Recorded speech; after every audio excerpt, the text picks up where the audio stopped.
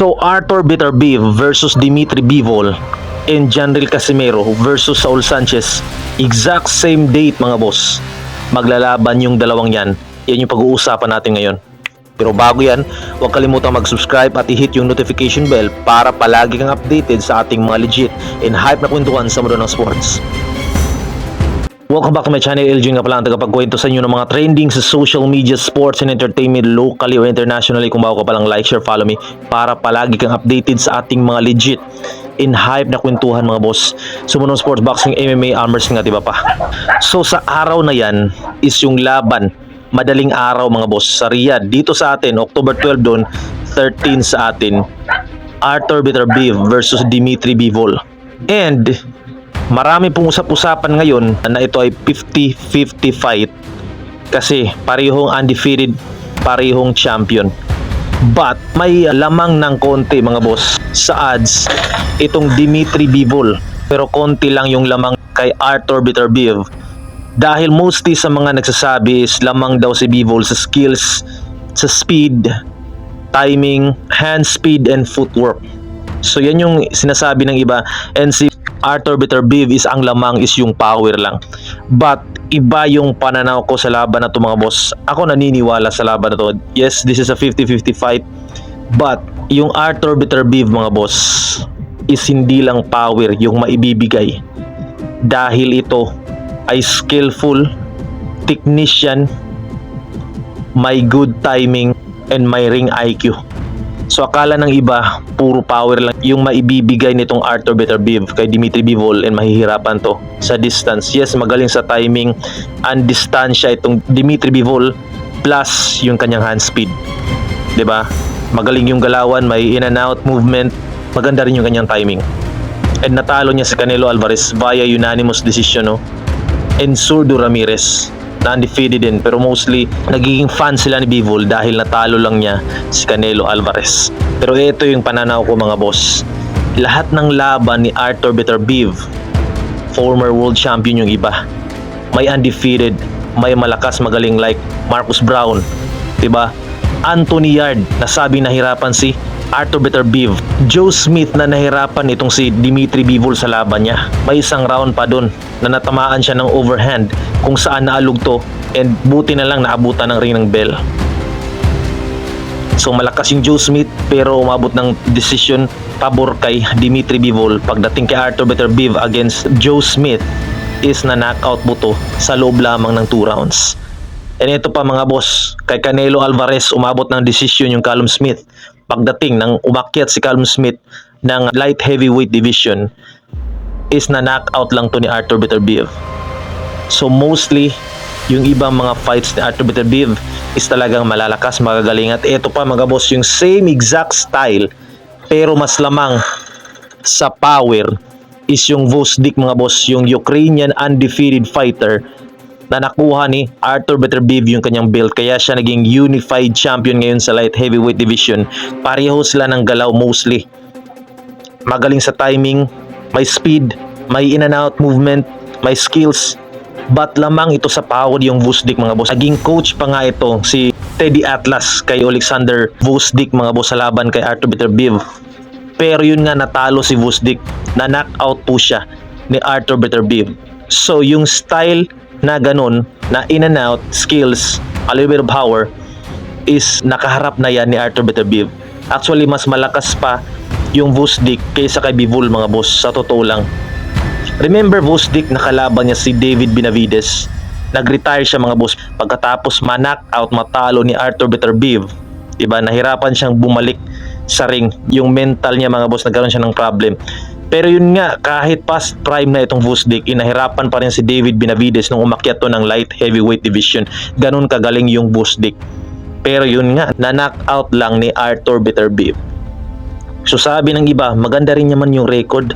Zurdo Ramirez, Pascal, Canelo Alvarez, Joe Smith. Yes, actually, yung may pangalan lang is yung Canelo Alvarez na tinalo via unanimous decision nitong si Dimitri Bivol. Diba? So, for me, my own personal opinion, this is a 50-50 fight. Sabi ko nga, but mananaig pa rin si Arthur Beterbiev via knockout or TKO. Paano ko nasabi, hindi lang power nga si Arthur Beterbiev. Magaling siya sa distance, timing. I remember yung laban niya kay Joe Smith. Meron siyang quick hands mga boss. Maganda yung kanyang mga counter. Bam! Bam! May timing, may distance, may power, may skills. Technician din itong Arthur Beterbiev. Sabi nga ni Dimitri Bivol, akala ng iba, power punches lang o powerful o hard puncher lang itong si Arthur Beterbiev, pero nagkakamali sila. Sinabi niya sa interview mga boss, dahil magaling din itong may skills and technician tong Arthur Beterbiev, nasasapawan lang ng kanyang power because he's a knockout artist.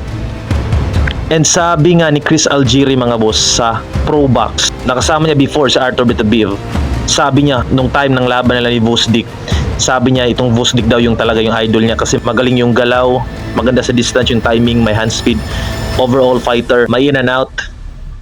Pero nung nakita niya si Arthur Beterbiev mga boss, yung kanyang iba talaga, napakasolid dito mga boss. Parang carved wood na sobrang tulis dito mga boss, na talagang napakasolid. Tingnan nyo nga yung training niya mga boss, pam pam pam, ginaganon niya. Solid yung kanyang training, at saka yung dito niya para talagang carved wood mga boss, na talagang inukit na kahoy na sobrang detalyado, napakasulit mga boss. Talagang built in for war, para sa labanan talaga. Ang prediction ko dito mga boss, tatakbo si Bivol, didistansya, magja-jab, a little bit of combination, pero mahihirapan siya dahil sa pressure, hard punch, pressure, hard, pressure. Ipipressure to ni Arthur Beterbiev. Pressure fighting plus hard punches. I don't know kung makakatagal itong Dimitri Bivol mga boss. Mag-iiba yung fighter pag nakatikim ng solid na suntok mga boss. And isa pa, sinabi ni Looney B, nakasparring ni Arthur Beterbiev before. Sinabihan siya ng coach, huwag ka na makipag-sparring, kalimutan mo na yung Arthur Beterbiev. Sabi niya, oh, I wanna try him. Gusto niya i-try daw talaga, pero unang pag-jab niya kay Arthur Beterbiev mga boss, pagbato ni Arthur Beterbiev. Yes. And then one told me don't spar. I said I'm sparring. Well, all right, I'm about to show both of them. Bell ring, ding dong, the bell ring. I'm like, all right, cool. So I hit it with my pump fake, hit it with the pump fake, hit it with the pump fake, then threw a jab and he came over it. Yo, it felt like, you ever get on an airplane and you pulling off and you like, I felt like when he hit me, it felt like I was on an airplane pulling off. Like I felt like I was like I was descending into heaven. I'm like, I'm about to meet the Lord. Stop. Yes, I'm about to meet the Lord. Oh, I'm not. I'm still on the ground. Sa sobrang lakas, parang sa eroplano mga boss. Sabi niya, simula doon mga boss, tinigil niya yung sparring kay Arthur Beterbiev. Sa sobrang lakas talaga daw. Yung impact, parang nagsisibak ng kahoy mga boss pag bumabato to ng punching bag kapag nagte-training. Boom! Boom! Boom! Paano niya i-handle ni Dimitri Bivol yung pressure at hard punches? Parang ang suntok ni Arthur Beterbiev parang kutsilyo mga boss na dumidiin sa katawan mo. Once na maramdaman niya yung sakit, aatras si Bivol and mag-iiba na yung galaw. Lalaban na lang para mag-survive. So I know yung iba magsasabi dyan na Bivol sila. Okay, I respect your opinion mga boss. But I think 50-50 fight, pero Arthur Beterbiev via knockout para sa akin. And ito na mga boss, General Casimero, same day nga, pero actually hapon yung Casimero 3:30 PM mga boss, yung Casimero versus Saul Sanchez. And syempre, magla-live commentary tayo dyan. Asahan ko kayo mga boss na pumunta sa aking live commentary, makinig kayo kung ano yung sasabihin ko. Every rounds is talagang bibigyan natin ng magandang live commentary and reaction. So ito yung prediction ko mga boss sa Casimero versus Saul Sanchez. I think hindi talaga kaya ni Saul Sanchez yung General Cuadro Alas Casimero. The way he fought Duke Maika, Rigundo, Zulanitete, Ramirez at saka yung iba pa mga boss, nahirapan sila kay Casimero. I don't think so magaling pa si Saul Sanchez kay Rigundo. Yung speed, yung power, yung bilis, yung galaw, yung footwork. And this is a 122 pounds fight, super bantamweight. So umakyat si Saul Sanchez. Hindi ko na-underestimate si Saul Sanchez mga boss. Nag-training siya, nakita ko yung mga pictures, umakyat siya ng bundok ngayon and talagang focus siya and wala siyang sinabing kung ano Basta focus sa training, gusto niyang manalo sa laban. And magaling naman mga boss, pressure fighter, pero yun nga hindi pa siya nakaharap ng di-calibreng boksingero elite fighter like General Cuadro, Alas Casimero. May lakas, may tibay, may galing sa ring, may ring IQ, and talagang makunat mga boss pagdating sa labanan. So, knockout win to kay Casimero. Siguro 4 to 6 rounds, mapapatumba to ni Casimero, lalo na kung sasabay itong Saul Sanchez, kung magiging brawler si Saul Sanchez at hindi tatakbo sa ring. What do you think? Comment down below kung same ba tayo mga boss. Actually, 11 days to go. Laban na nga ni Bitter Beef versus Bivol, Casimero versus Sanchez. Boxing is magical, sabi nga.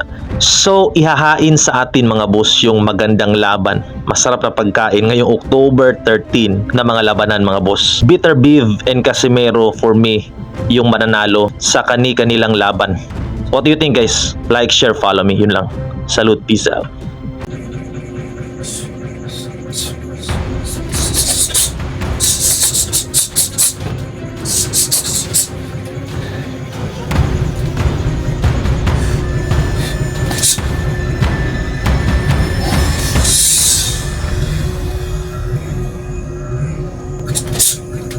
Diba?